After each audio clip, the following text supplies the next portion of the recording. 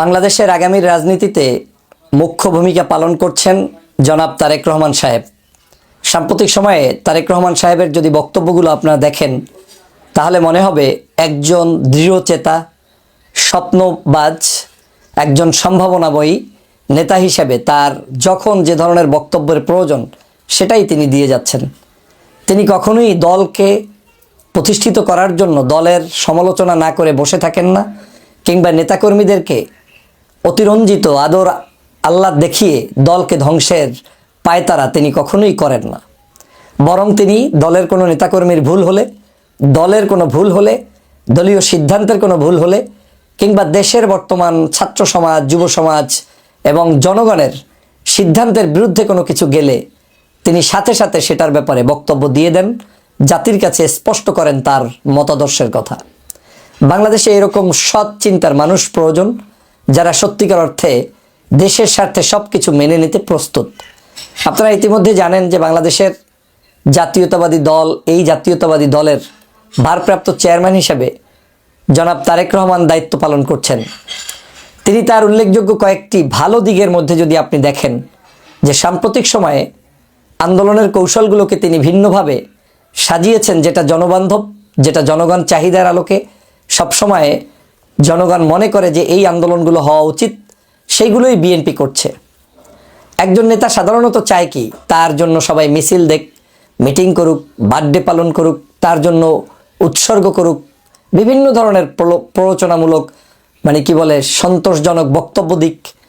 তারেক রহমান নিজের জন্মদিনকে পালন করার জন্য নিষেধ করে সারা বাংলাদেশে এই প্রথম যে তার অফিসিয়াল প্যাডে জানিয়ে দেওয়া হয়েছে যে কেউ জন্মদিন পালন করতে পারবে না, এবং কেউ করলে তার পদ পদবি এবং শাস্তিমূলক ব্যবস্থা গ্রহণ করা হবে, যাতে করে কেউ এই ধরনের অমান্য করতে না পারে। বাংলাদেশের কোথাও আমার জানা মতে তার জন্মদিন এই দলের পক্ষ থেকে অনুষ্ঠিত হয়নি। তারেক রহমান সাহেব ইতিমধ্যেই তার রাজনৈতিক জায়গায় যে দূরদর্শিতার পরিচয় দিচ্ছেন তা স্পষ্ট হয়েছে তার আন্দোলনের কৌশলগুলোতে। তিনি মানুষের জনদুর্ভোগ সৃষ্টি হয়, জনগণ ক্ষিপ্ত হয়, জনগণ অপছন্দ করে, এই ধরনের কোনো জনপ্রিয় আন্দোলন পর্যন্ত তিনি এখন করতে চান না, কিংবা কোনো ধরনের তাদের অ্যাক্টিভিটিস করছেন না। তিনি করছেন জনগণ যেটা চাচ্ছেন সেটাই করছেন। সাম্প্রতিক সময় আপনারা জানেন যে কৃষকদেরকে নিয়ে তিনি বিশেষ কিছু প্রোগ্রাম ঘোষণা করেছেন। প্রত্যেকটি ওয়ার্ডে ওয়ার্ডে, গ্রামে গ্রামে কৃষকের বাড়িতে গিয়ে গিয়ে বিএনপির নেতাকর্মীদেরকে তাদের সাথে কথোপকথন, আলোচনা, তাদের কল্যাণে কার্যক্রম ভূমিকা পালন করার জন্য বিশেষ নির্দেশনা ইতিমধ্যে তিনি দিয়েছেন। সারা বাংলাদেশের যে বর্তমান আওয়ামী লীগ যে ছিল গত কয়েকদিন আগে, সেই আওয়ামী লীগের যে চরম মাত্রায় বাংলাদেশটাকে ধ্বংস করে দিয়ে গিয়েছে, সেটাকে সংস্কার করার জন্য তারেক রহমান সাহেব মনে করেন যে এটা দীর্ঘমেয়াদী একটি কাজ, এটা আজকেই সংস্কার করলে কালকে সমাধান হবে এমনটা নয়। সে কারণে জনাব তারেক রহমান সাহেব 31 দফা কর্মসূচি গ্রহণ করেছেন। যেই 31 দফা শুধুমাত্র কাগজে কলমে লেখে সীমাবদ্ধ রাখেননি, সারা বাংলাদেশের বিভাগীয় পর্যায় থেকে শুরু করে জেলা, থানা, উপজেলা প্রত্যেকটি পর্যায়ে নেতাকর্মীদের মধ্যে 31 দফাকে কেন্দ্র করে কর্মশালার আয়োজন এই প্রথম মনে হয় কোনো দল করতে যাচ্ছে এবং করছে, যেটা বাংলাদেশের জনগণের কাছে বেশ আলোচিত হয়েছে এবং জনগণ যেটাকে খুব ভালোভাবে নিয়েছে। আমরা ইতিমধ্যেই দেখেছি যে বিভিন্ন রাজনৈতিক দল বিভিন্ন কর্মসূচি ঘোষণা দেয়, কিন্তু কর্মসূচি যখন তার দলের নেতাকর্মীরা লালন পালন না করেন তখন সেটা সত্যিকার বাস্তবায়িত হয় না। জনাব তারেক রহমান সাহেব সেটাকে উপলব্ধি করেই আজকের এই বাংলাদেশের সাধারণ মানুষের কথা চিন্তা করেই 31 দফাকে প্রত্যেকটি মানুষের ঘরে পৌঁছে দেওয়ার জন্য ট্রেনিংয়ের ব্যবস্থা শুরু করে দিয়েছেন। সারা বাংলাদেশের তার নেতাকর্মীদেরকে সরাসরি বিভাগীয় পর্যায়ের বিভিন্ন হলরুমগুলোতে ডেকে এনে বই পুস্তকের মাধ্যমে ট্রেনিং দিয়ে যে আমরা কি চাচ্ছি, আমার উদ্দেশ্য কি, জনগণ কি পাবে, বিএনপি ক্ষমতায় আসলে বিএনপি কি করবে, সব কিছু ভীষণ মিশন আপনাকে একদম সাধারণ একজন নেতার কাছেও, কর্মীর কাছেও এমনভাবে পৌঁছে দেওয়া হচ্ছে যাতে করে সাধারণ নাগরিকদের বুঝতে সক্ষম হন যে না, বাংলাদেশে বিএনপি ক্ষমতায় আসলে তারা আগামী দিনে কি করবেন, কি করতে পারেন। আপনারা জানেন যে ক্ষমতার কেন্দ্রবিন্দুতে তিনি থাকতে অপছন্দ করেন বিধায় ইতিমধ্যেই 31 দফার উল্লেখযোগ্য চুম্বক পয়েন্ট হচ্ছে বিএনপি বিশ্বাস করে যে আগামীতে তারা ক্ষমতায় আসলে এই আইনটি এভাবেই হওয়া উচিত এবং হতে হবে যে একজন ব্যক্তি পরপর দুইবারের বেশি প্রধানমন্ত্রী কিংবা প্রেসিডেন্ট হতে পারবেন না। তার মানে ক্ষমতাকে কুক্ষিগত রাখার কোনো চিন্তাই এই দলটার মধ্যে কিংবা তারেক রহমানের মধ্যে বিশেষ করে নেই। তিনি চাচ্ছেন যে কোনো মূল্যে এই জায়গা থেকে বের হয়ে এসে জনতার চাহিদাকে পূরণ করতে অবদান রাখা।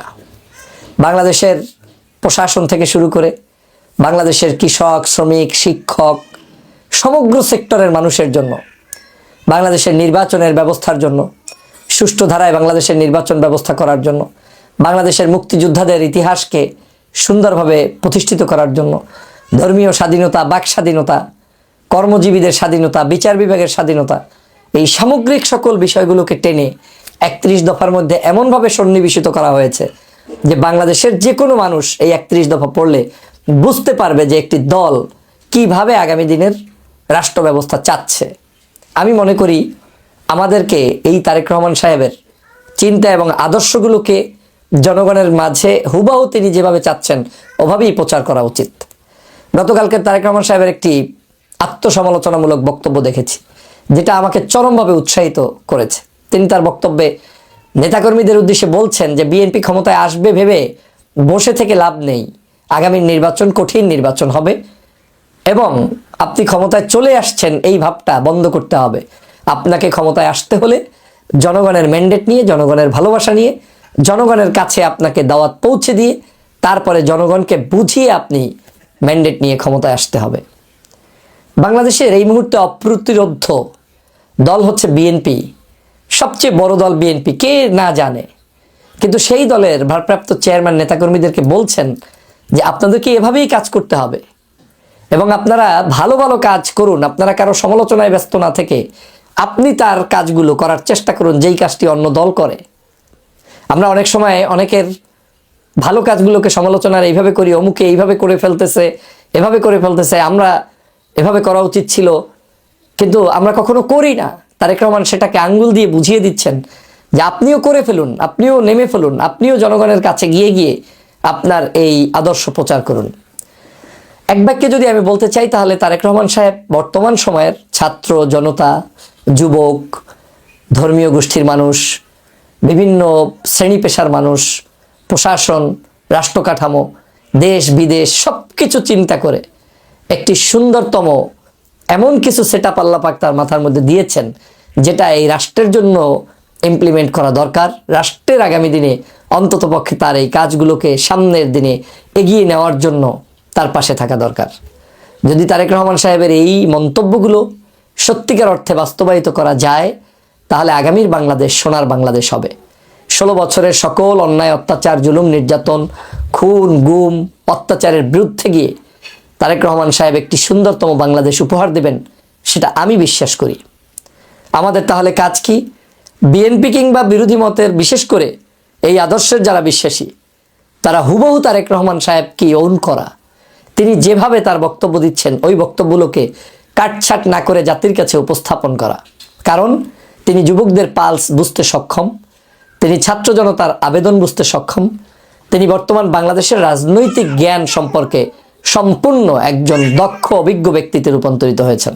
আসুন আমরা তার এই পজিটিভ বক্তব্যগুলোকে রাষ্ট্রের কল্যাণে ব্যবহার করার জন্য আমরা অগ্রণী ভূমিকা পালন করি। আল্লাহ পাক আমাদের সেই তৌফিক দান করুক, আমিন। আসসালামু আলাইকুম ওয়া রাহমাতুল্লাহি ওয়া বারাকাতুহু।